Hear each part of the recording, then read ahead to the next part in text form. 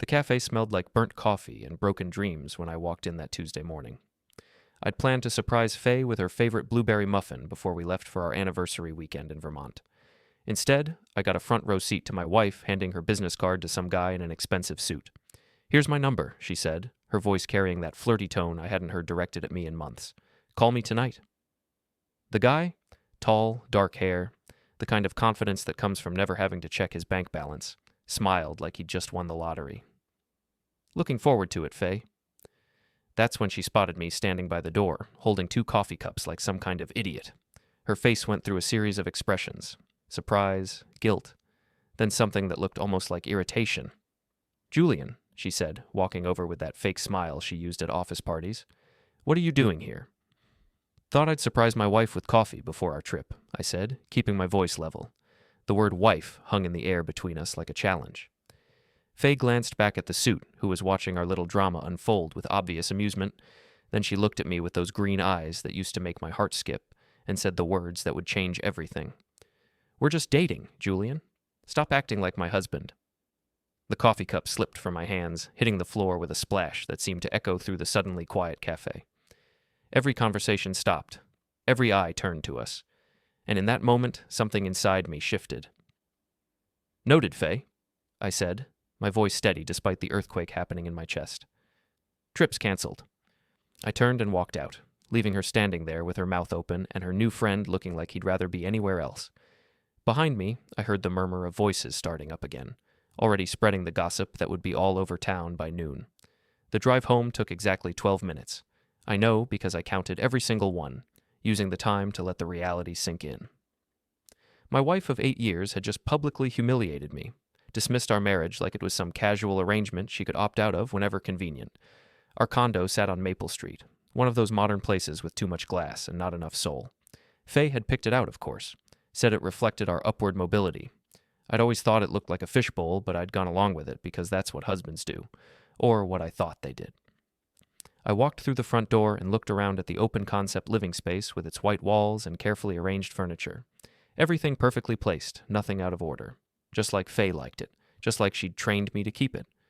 Well, that was about to change. I went to our bedroom and pulled out the old military duffel bag from the back of the closet. Started packing methodically: underwear, socks, work shirts, jeans. The essentials. While I packed, my mind started working, cataloging all the little things I'd ignored or explained away over the past year. The late nights at the office that had become more frequent. The way she'd started taking her phone into the bathroom. The sudden interest in yoga classes that always seemed to run long. The business trips that never quite added up when I looked at her company's calendar. I'd been willfully blind, I realized, choosing to trust instead of investigate, choosing to believe instead of verify. That was going to stop right now. Mrs. Dorsey was watering her flowers when I loaded my truck. She was 65, retired, and knew everything that happened within a 3-block radius. Her husband had passed 2 years ago, leaving her with too much time and an insatiable appetite for neighborhood drama. "Moving out, Julian?" she called over, not even pretending to mind her own business. "Just taking some things to the workshop," I said. "Faye and I are reassessing our living situation." Her eyes lit up like Christmas morning. "Oh my. Well, if you need anything, dear, you know where I am." I did indeed. Mrs. Dorsey would be very useful in the coming weeks. My workshop sat in a converted garage about 10 minutes from the condo. I'd been renting it for 3 years, using it as a base for my handyman business and a place to escape when Faye's need for perfection became suffocating. It had everything I needed: tools, workbench, small refrigerator, and most importantly, privacy. I set my duffel bag on the old couch and looked around. The place was messy by Faye's standards: tools scattered on surfaces, half-finished projects stacked in corners, coffee-stained notebooks filled with sketches and measurements. But it was mine in a way the condo had never been. My phone buzzed. A text from Faye. "Where are you? We need to talk." I stared at the message for a long moment, then deleted it without responding. If she wanted to play games, I'd play, but my rules now. The afternoon stretched ahead of me, and I had work to do, real work, the kind that required planning, patience, and attention to detail. Lucky for me, those were skills the Army had drilled into me over 6 years of service, and 8 years of marriage to Faye had only sharpened them. I opened my laptop and started making lists. What I knew, what I suspected, what I needed to find out. The picture that emerged wasn't pretty, but it was becoming clearer by the hour. Faye thought she was clever. She thought she could manage me like she managed her marketing campaigns, with careful messaging and strategic misdirection. What she didn't understand was that I'd been watching, learning, adapting. I knew her patterns, her habits, her weaknesses, and now I was going to use every single one of them. Before we dive deeper into this story, I have one small request. Please subscribe, drop a like, comment, and hit that hype button to boost this channel so more people can discover these incredible Reddit stories. Eddie Martinez showed up at my workshop Thursday morning with coffee and donuts, which meant he'd already heard about the café incident. News traveled fast in our small town, especially when it involved public humiliation and marriage drama. "So," he said, settling his bulk onto a folding chair, "heard you and Faye had a moment." Eddie and I had served together in Afghanistan, and he'd saved my life more than once over there. Now he ran a small security consulting business, helping local stores and offices set up cameras and alarm systems. He was also the only person I trusted completely. "She made her position clear," I said, taking a sip of coffee. "Apparently, we're just dating." "After 8 years of marriage?" "That's what the lady said." Eddie shook his head. "What do you want to do about it?" "I want to know exactly what I'm dealing with. Think you can help with that?" He grinned, and I remembered why enemy combatants used to surrender when they saw that expression. "What kind of help are we talking about?" "The legal kind: security cameras, GPS tracking on vehicles I co-own, monitoring phone accounts I pay for, all above board." "Ah," Eddie said, understanding immediately. "Educational purposes?" "Exactly."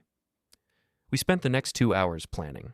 Eddie had contacts at the phone company, relationships with electronic suppliers, and most importantly, a complete understanding of what we could and couldn't do without crossing legal lines. By noon, we had a strategy.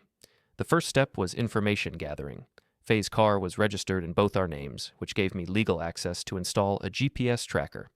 Her phone was on our joint account, which meant I could request detailed records.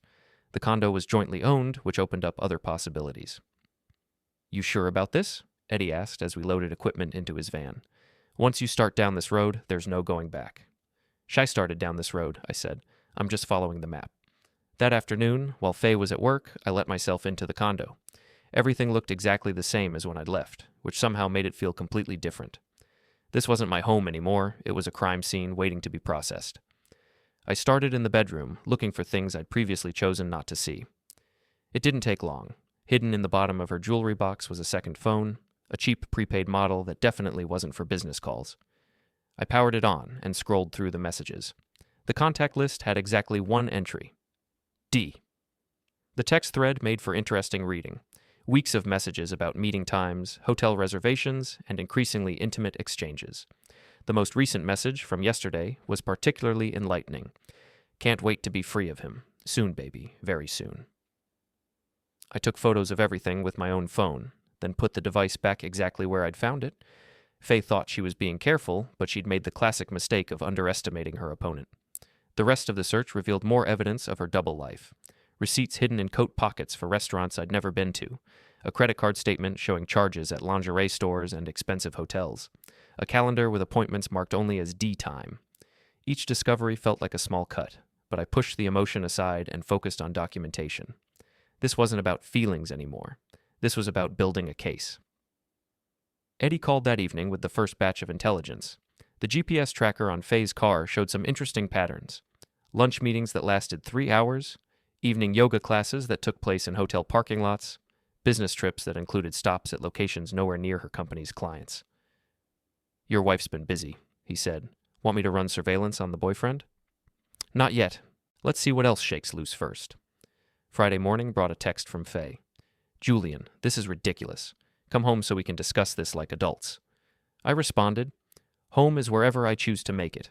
Enjoy your dating life." Her reply came within seconds. "Don't be childish."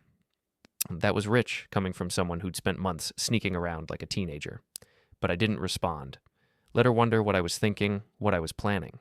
Uncertainty was a weapon, and I intended to use it. The weekend passed quietly. I worked on legitimate projects, caught up on paperwork, and planned my next moves. Faye tried calling several times, but I let every call go to voicemail. Her messages grew progressively more frustrated, which told me my silence was having the desired effect. Monday morning, I decided it was time to make my first real move. Faye worked for TechFlow Solutions, a mid-sized company that provided marketing services to technology firms. Their office occupied the second floor of a modern building downtown, all glass walls, and open workspaces designed to encourage collaboration and gossip. I'd been there plenty of times for company parties and spouse events, so I knew the layout and most of the key players. More importantly, I knew that Faye's boss, Patricia Webb, was a stickler for professional conduct and company policy. The anonymous email I sent Patricia was brief and to the point. You might want to review the GPS logs for company vehicles and cross-reference them with employee timesheets. Some interesting patterns have emerged regarding personal use during business hours. I didn't mention Faye by name, didn't need to. Patricia was smart enough to connect the dots, especially once she started looking at the data. Tuesday afternoon, Eddie called with an update. Your wife had an interesting lunch meeting. 2 hours at the Riverside Hotel with our mystery man. Want to know who he is? Tell me.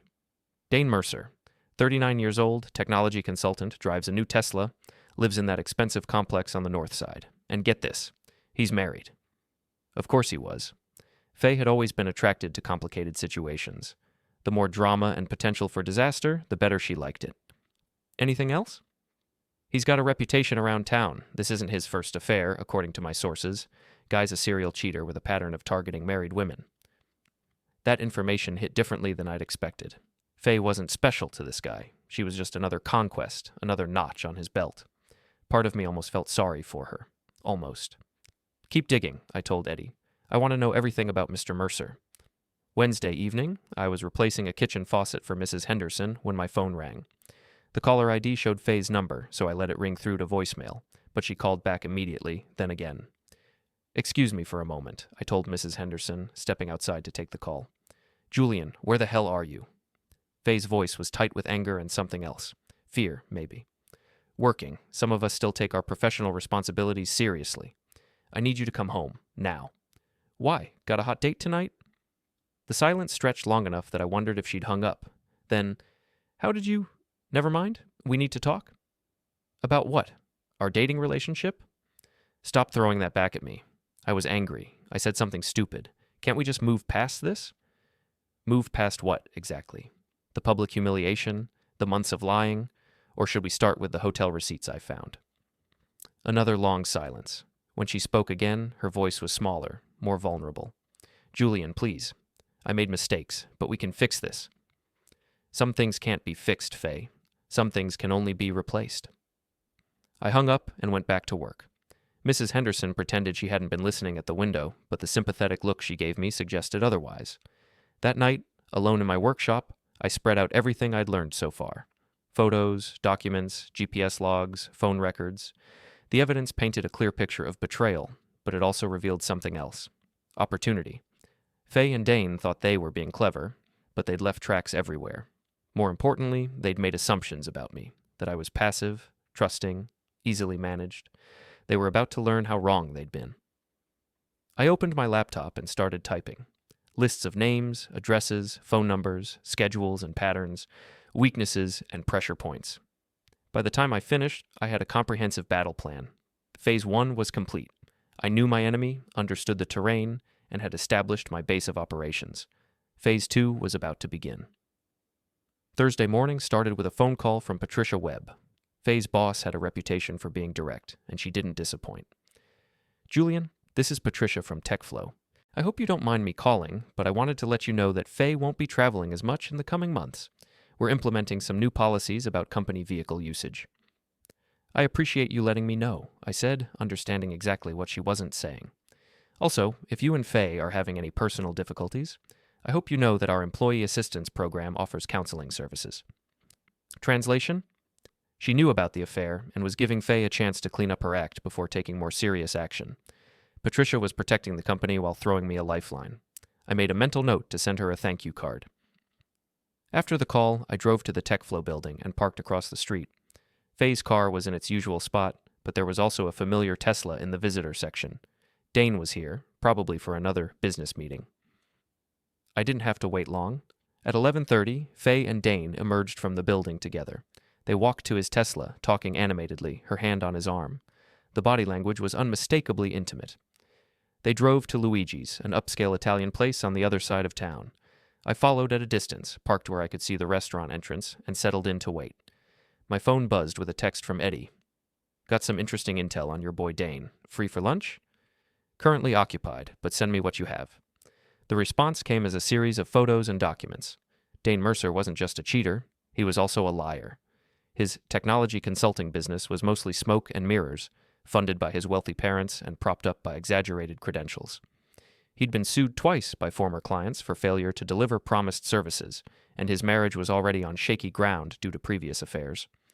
More interesting was the information about his current financial situation. Despite the expensive car and flashy lifestyle, Dane was leveraged to the hilt. His parents had recently cut off his funding after discovering his latest infidelity, and he was scrambling to keep up appearances while his world crumbled around him. Faye had picked a real winner. I was studying the documents when movement caught my eye. Faye and Dane were leaving the restaurant, but instead of heading back to their cars, they walked toward the Riverside Hotel next door. This was it, the smoking gun I'd been waiting for. I grabbed my camera and followed at a distance, documenting their entrance into the hotel. Then I went to the parking garage and waited. If they were following their usual pattern, they'd be here for about 2 hours. While I waited, I made some calls. The first was to Alicia Chen, Faye's colleague and sometimes rival at TechFlow. Alicia and Faye had a complicated relationship, friendly on the surface but competitive underneath. I'd always suspected Alicia knew more about Faye's activities than she let on. Julian, hi, Alicia said when she answered. I heard you and Faye were having some difficulties. Word travels fast. In this office? Lightning speed? Is there something I can help you with? Maybe. Are you free for coffee later? I have some questions about company policy. There was a pause. What kind of questions? The kind that might interest Patricia Webb. Another pause, longer this time. I get off at 5. Meet me at Grounds for Coffee on Main Street. The second call was to my lawyer, Tom Bradley. Tom had handled the legal work when Faye and I bought the condo, and I trusted him to give me straight answers about my options. Julian, good to hear from you. What can I do for you? Hypothetically, if someone wanted to protect their assets during a potential divorce, what steps should they take? Hypothetically, they should document everything, secure their finances, and avoid doing anything that could be construed as vindictive or illegal. Why do you ask? Just planning ahead. Come see me tomorrow morning. We should discuss this properly. By the time Faye and Dane emerged from the hotel, I had photos, timestamps, and a clear plan for the next phase of my campaign. They looked relaxed, satisfied, completely unaware that their secret was about to become very public. I followed Faye back to TechFlow and watched her return to work as if nothing had happened. The normalcy of it was almost insulting. She could compartmentalize her life so completely that betraying her husband was just another item on her schedule, squeezed between client meetings and conference calls. That evening, I met Alicia at the coffee shop.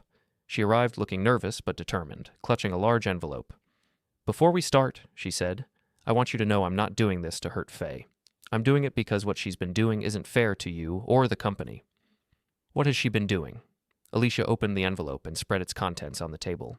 Email printouts, calendar screenshots, expense reports, a comprehensive record of Faye's affair and its impact on her work performance.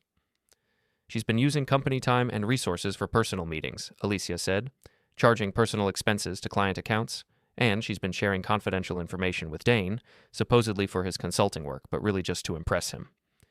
The evidence was damning. Faye hadn't just betrayed me, she'd betrayed her employer and potentially violated her professional ethics. This was bigger than I'd hoped. Why are you showing me this? I asked. Because she's been throwing the rest of us under the bus to cover for her mistakes. Last month, she blamed me for a project delay that was actually caused by her missing a client meeting for one of her hotel visits. I'm tired of covering for her. What do you want me to do with this? Whatever you think is right. But Julian, be careful. Faye's been telling people you're unstable, that she's afraid of how you'll react to the separation. She's building a narrative that paints you as the villain. That was interesting. Faye was already planning her defense, trying to control the story before it got out of hand. Unfortunately for her, I had a better story to tell. I thanked Alicia and drove home, to the workshop, not the condo. It was time to escalate things. Friday morning, I sent Patricia Webb a more detailed email with specific dates, times, and documentation of Faye's policy violations. I didn't mention the personal aspects of the situation, just the professional misconduct. Let Patricia draw her own conclusions. Then I called Dane's office and spoke to his assistant, a young woman named Jennifer who sounded harried and overworked. I'm trying to reach Dane about a consulting project, I said. Is he available for new clients? Oh, I'm sorry, but Mr. Mercer isn't taking on new projects right now. He's dealing with some business restructuring. Restructuring? His partnership is dissolving, and there are some legal issues. Can I refer you to someone else? So Dane's professional life was already falling apart. That would make the next phase easier. I spent the rest of Friday preparing for the weekend. If Faye wanted to play games, I'd give her a game she'd never forget. Saturday morning, I drove to the farmers market downtown. It was the social hub of our small town, where everyone came to see and be seen. Perfect for what I had planned. I set up near the entrance with a folding table and a sign that read, "Free marriage advice. Lessons learned the hard way." Within minutes, I had a small crowd of curious neighbors and acquaintances. Mrs. Dorsey was among the first to approach. "Julian, dear, what are you doing?" "Sharing my wisdom," I said loudly enough for everyone to hear. "Turns out there are warning signs when your spouse is living a double life. Thought I'd help other people recognize them before it's too late." The crowd grew larger. People love drama, especially when it involves someone they know. I started sharing general advice about recognizing infidelity, managing joint finances during separation, and protecting yourself from false accusations. I never mentioned Faye by name, didn't need to. Everyone knew exactly what I was talking about. "The thing about cheaters," I said to my growing audience, "is they always think they're smarter than everyone else. They create elaborate stories, use their friends as alibis, even involve their coworkers in covering for them. But the truth has a way of coming out." By the time I packed up my table, half the town had heard my marriage advice. The story would be in every beauty salon, barber shop, and coffee shop by Monday morning. Phase 2 was complete. Faye's secret was secret no more, and her reputation was about to take a serious hit. Phase 3 would be even more interesting. Monday morning brought the first real counterattack. I was replacing a broken window at the hardware store when Patricia Webb called. "Julian, I wanted to give you a heads up. Faye has filed a complaint with HR claiming you're harassing her and interfering with her work. She's also requested a restraining order." I stopped what I was doing and stepped outside. "On what grounds?" "She claims you've been following her, sending anonymous emails about her to management, and making threatening statements in public." "And what did you tell HR?" "I told them that the emails I received contained factual information about policy violations, not personal attacks, and that I've never observed any threatening behavior from you. But Julian, you need to be careful. If she can make any of this stick, it could cause you serious problems." After Patricia hung up, I called Tom Bradley immediately. "She's trying to control the narrative," Tom said after I explained the situation. "Classic strategy. Paint herself as the victim before anyone can paint her as the villain." "Do you have documentation of your activities?" "Everything. Timestamps, witnesses, receipts. I haven't done anything illegal or threatening." "Good. Keep it that way. And Julian, maybe dial back the public commentary for a while. You've made your point." He was right, but dialing back wasn't really an option anymore. Faye had declared war, and wars don't pause for legal niceties. That afternoon, Eddie called with urgent news. "Your wife and her boyfriend just left TechFlow together, but they're not heading to their usual hotel? They're going to his place?" "His apartment?" "No, he's got a house on Elm Street. Fancy place, probably worth $500,000. But here's the interesting part. His wife moved out last week. Neighbors say there was a big fight, lots of yelling, police showed up. So Dane's marriage was officially over. That changed the dynamic considerably. If he was single, or about to be, then Faye's options were different. She could leave me for him without the complication of breaking up 2 marriages. Unless, of course, Dane wasn't as available as he appeared. "Eddie, I need you to do some more digging on Mr. Mercer. Financial records, legal troubles, anything that might explain why his wife left. Already on it. Should have something by tonight." I finished my work at the hardware store and drove home to the workshop. But as I turned onto the street, I noticed something different. My truck's windshield had been smashed, and someone had spray-painted "Stalker" across the side. Mrs. Dorsey was waiting for me, practically vibrating with excitement. "Oh, Julian, it was terrible. Some young man came by this morning and just destroyed your truck. I called the police, but he was gone before they arrived." "Did you get a description?" "Tall, dark hair, driving one of those electric cars. Very angry, shouting about how you needed to leave his girlfriend alone. Dane." The idiot had just handed me a gift. I called the police and filed a report, making sure to mention that the vandal had referred to my wife as his girlfriend. Then I called my insurance company and documented everything with photos. While I waited for the police to arrive, Eddie called back. "Found out why Dane's wife left," he said. "Turns out our boy has a gambling problem. Lost about $50,000 in online poker over the past 6 months. His wife found out when the bank started calling about missed mortgage payments." "50,000? Gets better. He owes money to some very unforgiving people, the kind who don't take IOUs. His wife left because she was afraid of what might happen when they came collecting. This was perfect. Dane wasn't just a cheater and a liar. He was also in serious financial trouble with dangerous people. Faye had no idea what she was getting herself into. The police arrived and took my statement. Officer Martinez, no relation to Eddie, was professional and thorough, documenting everything and promising to investigate. He also mentioned that they'd had several calls about domestic disturbances at Dane's address over the past month. "Sounds like your wife's boyfriend has some anger management issues," he said. "You might want to be careful around him." I intend to be very careful. That evening I decided it was time for a more direct approach. I drove to Dane's house and parked across the street. Faye's car was in the driveway, confirming that she was inside. I didn't get out of Eddie's borrowed truck, didn't approach the house or try to make contact. I just sat there, visible and patient, letting them know I was watching. It took about 20 minutes before the front door opened and Dane came storming out. He marched across the street to where I was parked and started pounding on the window. "What the hell do you think you're doing?" he shouted.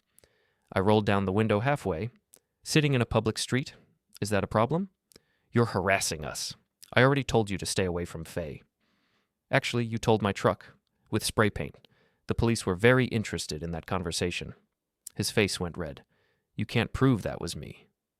"Security cameras are wonderful things, Dane, especially the ones at the hardware store across from where my truck was parked." That wasn't true. I had no idea if there were cameras or not, but the bluff worked.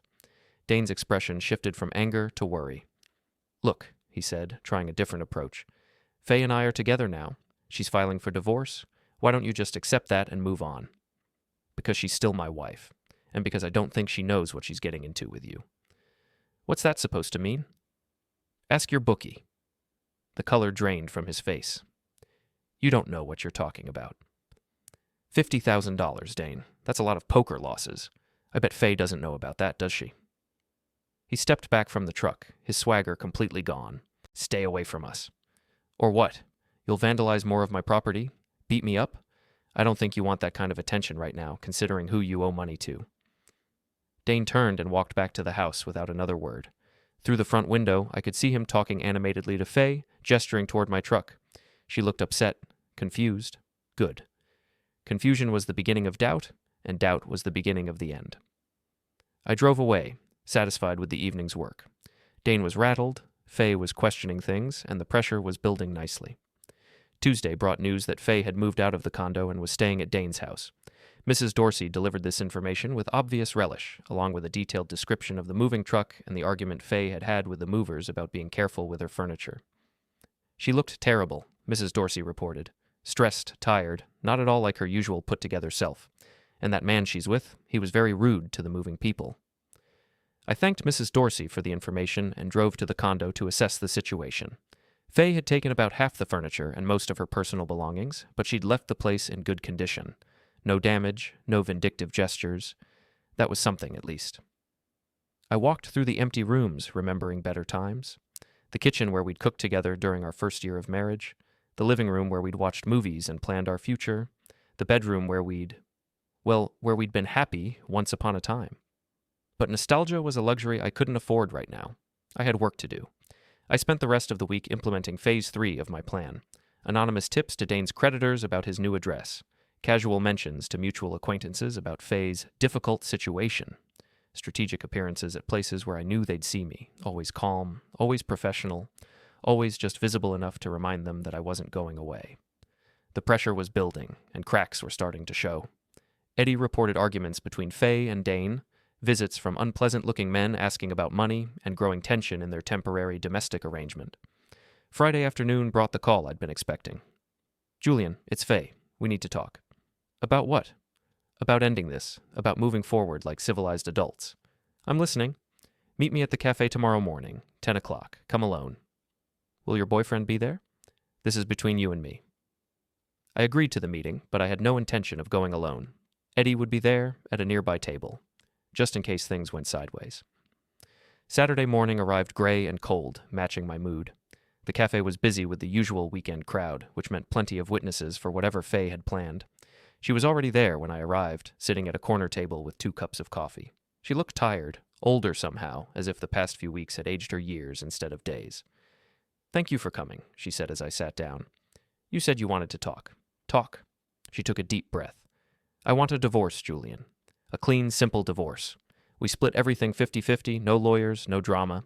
You get the workshop and your truck, I get the condo and my car. We both walk away and start over. And Dane? That's not your concern anymore. It is if you're planning to use marital assets to pay his gambling debts. Her face went white. How did you? I know everything, Faye. The hotels, the lies, the money you've been hiding. I know about his debts and the people he owes. I know about your work problems and the HR complaint. I know all of it. She stared at me for a long moment, then laughed bitterly. You've been busy. I've been thorough. The question now is what we do with all that information. What do you want? I want justice. I want consequences. I want you to understand that actions have prices, and you haven't even started paying yours yet. Faye leaned forward, her voice dropping to a whisper. Julian, please. I made mistakes, but this has gone far enough. People are talking, my job is in jeopardy, and Dane, things are complicated right now. Complicated how? He's not who I thought he was. The gambling, the debts, the way he treats people when he's stressed. I think I made a mistake. There it was, the admission I'd been waiting for, but it was too late for regrets. You made your choice, Faye. Now you get to live with it. I stood up to leave, but she grabbed my arm. What's it going to take to end this? Money? The condo? What do you want? I looked down at her hand on my arm, then met her eyes. I want you to remember this moment. I want you to remember that you chose him over me, chose lies over truth, chose temporary excitement over permanent commitment. And I want you to remember that when everything falls apart, and it will fall apart, you did this to yourself. I pulled free and walked away, leaving her sitting alone at the table with 2 cups of coffee and the wreckage of her carefully constructed plans. Phase 3 was complete. Phase 4 was about to begin, and it would be the most dangerous one yet. Sunday morning brought an unexpected visitor. I was working on a cabinet repair in the workshop when someone knocked on the door. Through the window, I could see a woman I didn't recognize, mid-30s, blonde, expensive clothes, and an expression that could freeze lava. I opened the door cautiously. Can I help you? Are you Julian Kepler? Depends who's asking. I'm Rebecca Mercer, Dane's wife, soon-to-be ex-wife, thanks to your charming spouse. This was interesting. I invited her in and offered coffee, which she accepted gratefully. I suppose you're wondering why I'm here, she said, settling into the folding chair Eddie usually occupied. The thought had crossed my mind. Because I want to help you destroy them both. Rebecca Mercer was nothing like what I'd expected. She was smart, angry, and very well informed about her husband's activities. More importantly, she had resources and connections that could be extremely useful. Dane thinks he's been clever, she said, but he's left tracks everywhere. Bank records, credit card statements, hotel receipts. I've been documenting everything for the divorce, but there's more than enough evidence to cause them serious problems. What kind of problems? The kind that involve the IRS, his business partners, and some very unfriendly creditors. Did you know he's been using his consulting business to launder gambling losses? Or that he owes money to people who don't take no for an answer? I didn't, but it explained a lot about his recent behavior. What do you want from me? I asked. Coordination. You've been doing a good job of applying pressure, but you're working alone. I have information, contacts, and a very strong motivation to see both of them pay for what they've done. We spent the next 2 hours comparing notes and planning strategy. Rebecca's information filled in gaps I hadn't even known existed, and my surveillance data provided confirmation of things she'd only suspected. By the time she left, we had a comprehensive plan that would hit Faye and Dane from multiple directions simultaneously. Financial, professional, legal, and social pressure applied with surgical precision. One thing, Rebecca said as she prepared to leave. This gets messy from here. Are you prepared for that? They made it messy when they decided to blow up 2 marriages. I'm just cleaning up the aftermath. Monday morning, Rebecca and I put our plan into motion. She contacted the IRS with detailed information about Dane's business irregularities. I sent Patricia Webb a comprehensive report on Faye's policy violations, complete with dates, times, and financial documentation. Then we waited. The first crack appeared Tuesday afternoon. Eddie called with news that 2 men in expensive suits had visited Dane's house, staying for about an hour and leaving him looking pale and shaken. Creditors? I asked. Or their representatives. Either way, your boy's running out of time to pay what he owes. Wednesday brought more pressure. Patricia Webb called to inform me that Faye had been placed on administrative leave pending an investigation into her conduct. The company was also reviewing her expense reports and client interactions. I wanted you to know, Patricia said, because this might affect any divorce proceedings. Faye's employment status is uncertain right now. Thursday evening, I was closing up the workshop when Dane appeared at my door. He looked terrible, unshaven, wrinkled clothes, eyes darting nervously around the parking area. "We need to talk," he said. "Do we?" "This has gone far enough. You're destroying innocent people." I almost laughed. "Innocent? That's an interesting word choice." "Look, I know you're angry about Faye, but she's not the enemy here. We fell in love. It happens. But what you're doing now, the harassment, the stalking, the financial sabotage, it's going to ruin all of us." "Financial sabotage?" "Don't play dumb. Someone's been feeding information to my creditors, my business partners, the tax people. My life is falling apart, and I know it's you." "Prove it." He stepped closer, trying to intimidate me. "I don't have to prove anything. I just have to make it stop." "And how do you plan to do that?" "By giving you what you want. Faye's ready to come back. She realizes she made a mistake. You can have your wife back, and we can all move on." Now I did laugh. "You think I want her back? After everything she's done, everything you've both done?" "Then what do you want?" "I want justice. I want consequences. I want both of you to understand that actions have prices." "What kind of prices?" I looked at him for a long moment. This man who'd helped destroy my marriage and was now begging for mercy he'd never shown me. "The kind you're already paying," I said finally. "And it's just getting started." He left without another word, but I could see in his eyes that he finally understood what he was dealing with. This wasn't going to end with apologies or negotiations. This was going to end with consequences. Friday morning brought the news I'd been waiting for. Rebecca called with an update on the investigation into Dane's business practices. "The IRS is very interested in his consulting company," she said. "Apparently there are some significant discrepancies between reported income and actual expenses. They're scheduling an audit." "What about the creditors?" "Getting impatient. I heard through my lawyer that they've given him 1 week to come up with $50,000 or face more serious collection methods." That afternoon, Mrs. Dorsey called with neighborhood intelligence. "Julian, dear, there's been quite a commotion at that man's house. Shouting, crying, someone throwing things. The police were called twice yesterday." The pressure was working. Faye and Dane's temporary paradise was crumbling under the weight of reality, and they were turning on each other. Saturday evening, I was having dinner at Tony's Diner when Faye walked in. She looked around the restaurant until she spotted me, then walked over to my booth. "May I sit down?" I gestured to the empty seat across from me. She looked terrible. Thin, pale, dark circles under her eyes. The stress was taking its toll. "I want to make a deal," she said without preamble. "I'm listening. I'll give you everything. The condo, the savings account, my car, whatever you want. In exchange, you call off your dogs." "My dogs?" "Don't pretend you don't know what I'm talking about. The IRS investigation, the creditors, the harassment at work. Make it stop." "I can't stop the IRS, Faye. That's a federal investigation based on evidence of actual crimes. Same with the creditors. Those are legitimate debts that need to be paid." "But you started it. You fed them information." "I provided facts. What they do with those facts is their decision." She leaned forward, desperation clear in her voice. "Julian, please. I know I hurt you. I know I made terrible mistakes. But this isn't just about me anymore. Dane's in real trouble. Dangerous trouble." Then maybe he should have thought about that before he decided to destroy 2 marriages. He's talking about running away, leaving town, starting over somewhere else. He wants me to come with him. And I can't do that. I have a job, a life here. Had a life here anyway. "What do you want from me, Faye?" "I want you to let me come home. I want us to try to fix this." The words hung in the air between us like a challenge. 6 months ago, even 6 weeks ago, hearing her say that would have filled me with hope. Now it just made me tired. "It's too late for that," I said finally. "Why? Because of your pride?" "Because of your choices. You didn't just cheat on me, Faye. You humiliated me publicly, lied to me for months, stole from your employer, and threw away 8 years of marriage for a man who's now planning to abandon you. You burned every bridge, broke every promise, and violated every trust. There's nothing left to fix." Tears started running down her face, but I felt nothing. No sympathy, no regret, no desire to comfort her. "So what happens now?" she whispered. "Now you live with the consequences of your choices, just like I'm living with mine." I left money on the table and walked out, leaving her sitting alone in the booth. Through the window, I could see her crying, her shoulders shaking with the weight of everything that had fallen apart. But I didn't go back. Some things, once broken, can't be repaired. They can only be replaced or discarded.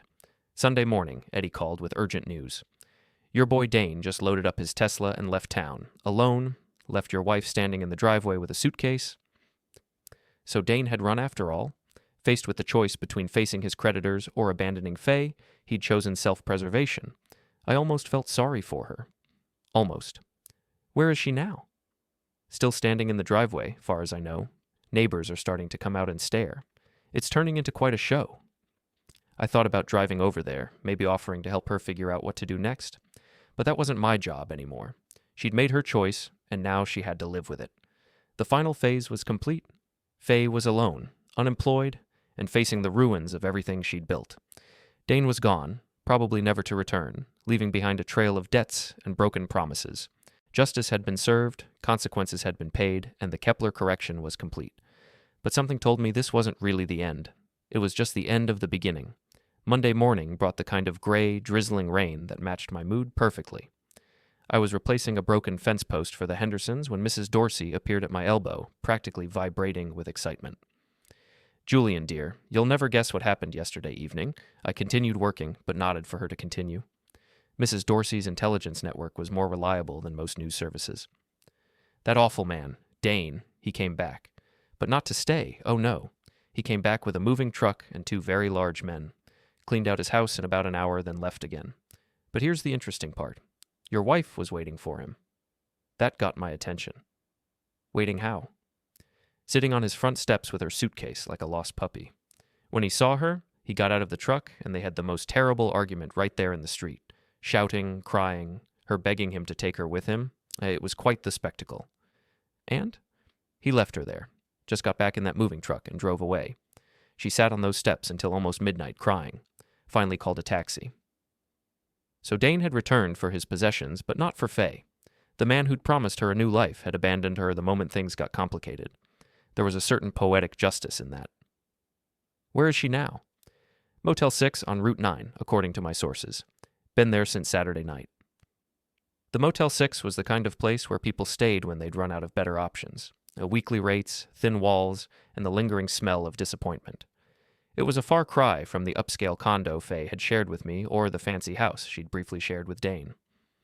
I finished the fence repair and drove to TechFlow to collect my final payment for some work I'd done on their conference room. Patricia Webb met me in the lobby, looking tired but relieved.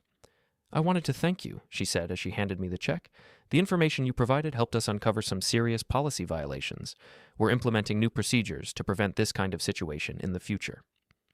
What happened with Faye? Terminated for cause. Falsifying expense reports, misuse of company resources, violation of professional conduct standards. She won't be getting a reference from us. So Faye's professional life was officially over, at least in this town. Word would spread quickly through the business community, making it nearly impossible for her to find comparable work locally. I hope you can move forward now, Patricia said. You deserve better than what you went through. I thanked her and left, but instead of heading back to the workshop, I found myself driving toward Route 9. I told myself I was just curious, just wanted to see how far Faye had fallen, but if I was being honest, part of me needed to see the end of the story. The Motel 6 parking lot was half empty, filled with the kind of vehicles that suggested temporary stays and limited options. I spotted Faye's car immediately, the silver sedan we'd bought together 3 years ago, now looking tired and dusty. I parked across the street and waited. I didn't have to wait long. Faye emerged from room 127 looking like a different person. Gone were the designer clothes and perfect makeup. Instead, she wore jeans and a wrinkled t-shirt, her hair pulled back in a simple ponytail. She looked younger somehow, but also broken. She got in her car and drove to the grocery store where I watched her shop carefully, checking prices and using coupons. The woman who used to buy organic everything without looking at the cost was now calculating whether she could afford name-brand cereal. It should have felt like victory. This was what I'd wanted, wasn't it? To see her face consequences, to watch her privileged world crumble, to know that her choices had prices. But watching her count out exact change for a cart full of generic products just made me feel empty. My phone buzzed with a text from Eddie. Heard from Rebecca. IRS finished their audit of Dane's business. Fraud charges likely. He's not coming back. So that chapter was definitely closed. Dane had fled to avoid prosecution, leaving Faye to face the wreckage alone. That afternoon, I was organizing tools in the workshop when someone knocked on the door.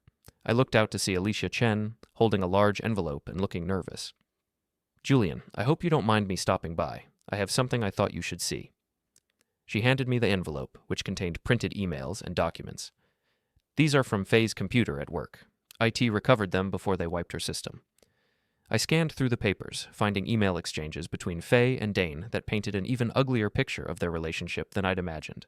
Plans to drain my bank accounts, discussions about framing me for domestic violence, schemes to take everything in a divorce while painting me as the villain. "She was planning to destroy you," Alicia said quietly. "Completely. Financially, legally, socially, Dane was helping her plan it." The emails were dated from months ago, long before I'd discovered the affair.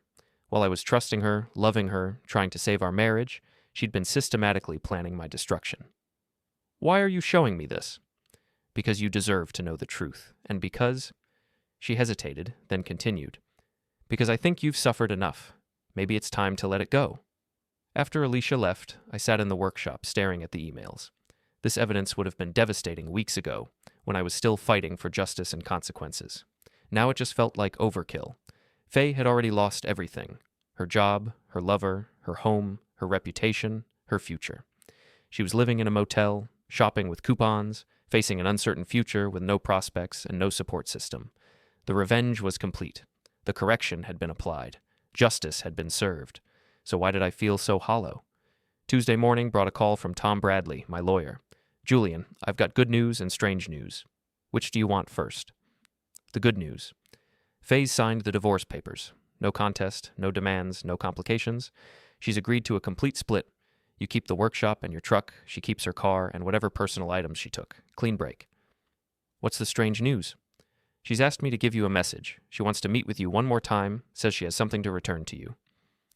I almost said no automatically. What could she possibly have that I wanted back? But curiosity won out. "Where and when?" "Tomorrow, noon, at the park by the lake." She specifically requested somewhere public. Wednesday arrived gray and cold, with the kind of wind that cut through jackets and reminded you that winter was coming. The park was nearly empty except for a few joggers and dog walkers. Faye was sitting on a bench by the water, staring out at the lake. She looked up when she heard me approaching, and I was struck again by how different she looked. Smaller somehow, as if the events of the past month had physically diminished her. "Thank you for coming," she said as I sat down beside her, careful to leave space between us. "Tom said you had something to return." She reached into her purse and pulled out a small velvet box. My grandmother's ring, the one I'd given her when I proposed 8 years ago. "I can't keep this," she said, holding it out to me. "It doesn't belong to me anymore." I took the box, feeling the weight of it, remembering the day I'd bought it and the evening I'd given it to her. She'd cried then, happy tears, promising to love me forever. "Faye, let me say this," she interrupted. "Please, I need to say this." I nodded and waited. "I know you hate me. I know you have every right to hate me. What I did was unforgivable, and I'm not asking for forgiveness. I'm not asking for anything." She took a shaky breath and continued. "I just wanted you to know that I understand now. I understand what I threw away, what I destroyed, what I lost. Not just you, but myself. The person I used to be, the person you fell in love with, she's gone. I destroyed her along with everything else." "Why?" I asked. "Why did you do it?" "Because I was selfish and stupid and scared. Scared of getting older, scared of being ordinary, scared of admitting that what we had was enough. I thought I wanted excitement, adventure, something more. But what I really wanted was to feel important, desired, special, and Dane made me feel all of those things. Until he didn't. Until he didn't," she agreed. "Until I realized that what he made me feel wasn't love, it was just ego. And by then, it was too late. I'd already lost everything that actually mattered." We sat in silence for a while, watching the water and the gray sky. "What will you do now?" I asked finally. "I don't know. Leave town, probably. Start over somewhere else, if that's even possible. Try to become someone I can live with." "The emails," I said. "The plans you and Dane made. Were you really going to go through with all that?" She closed her eyes. "I don't know. Maybe. I was so angry, so defensive, so convinced that you were the problem. I told myself you deserved it, that you were holding me back, that I had to protect myself from you." She opened her eyes and looked at me. "But the truth is, I was protecting myself from the guilt of what I was doing. It was easier to make you the villain than to admit I was destroying something beautiful. It was beautiful once. It was, and I'm sorry I broke it. I'm sorry I broke us. I'm sorry I broke you. You didn't break me, Faye. You hurt me, betrayed me, humiliated me, but you didn't break me. She smiled sadly. No, I suppose I didn't. You're stronger than I ever gave you credit for. Stronger than I am. We're different people. We always were. Yes, and maybe that was the problem. I spent so much time trying to change you, to make you into someone else, that I forgot why I fell in love with you in the first place. Another silence, longer this time. Julian? Yeah? I hope you find someone who deserves you, someone who appreciates what you have to offer, someone who won't be stupid enough to throw it away. I hope you find peace, Faye. I hope you find a way to forgive yourself. She stood up, shouldering her purse. Goodbye, Julian. Goodbye. I watched her walk away across the park, getting smaller and smaller until she disappeared behind the trees. Then I sat there for a long time, holding my grandmother's ring and thinking about endings.